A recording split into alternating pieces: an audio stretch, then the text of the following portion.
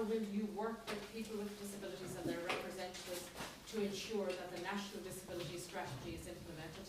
In other words, that national legislation and policy that is to do with people with disabilities is translated into something local that is believable and understandable and relevant to all of you here in the room. And what will you do to remove the barriers to inclusion that people with disabilities are experiencing so that they can ensure they have an experience of real equality in Carlow and Kilkenny?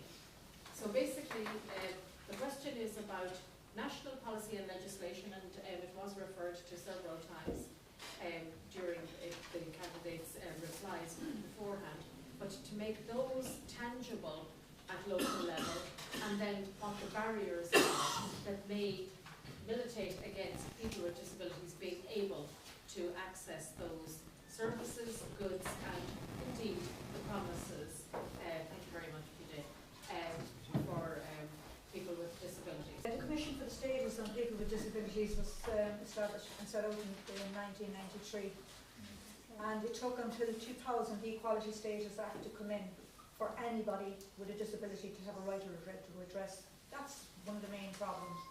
And the right to redress that people have at the moment is before the Equality Tribunal. We'll have people, I've advocated on behalf of people, and the first problem that they have no access to legal information, they have no access to the legal services. So you have to put together an application for somebody before the Equality Tribunal, and it takes, the local authority can engage with you or they can refuse to engage, and it can take years before you go in front of the Equality Tribunal for them to set and decide a case on your behalf.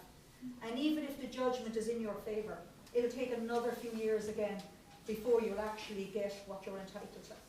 Now, what I'd be advocating for is for us to have full equality in relation to disabilities. We have to have equal access before the courts. Forget the tribunal, because the tribunal is not fit for purpose either. At least if you go before the courts, there's a precedent set there, and some journalist is going to take the mantle up and publish this, and at least there's public awareness then as to what's the actual status quo in relation to that person that didn't get their house, didn't get their disability grant, or didn't get their transport grant, or didn't get their free pass, public pass, or something like that. But unless we have an adequate redress system in place where people can go along and have their grievances met, we're really at nothing. We'll be talking about this in 10 or 15 years' time again. So we really have to just go along and demand these services, not ask for them, as I said before. And unless you stand up and demand these services, you're not going to get them. We're going to be 5, 10 years down along the line again, talking about the very same problems. Thank you. Thank you.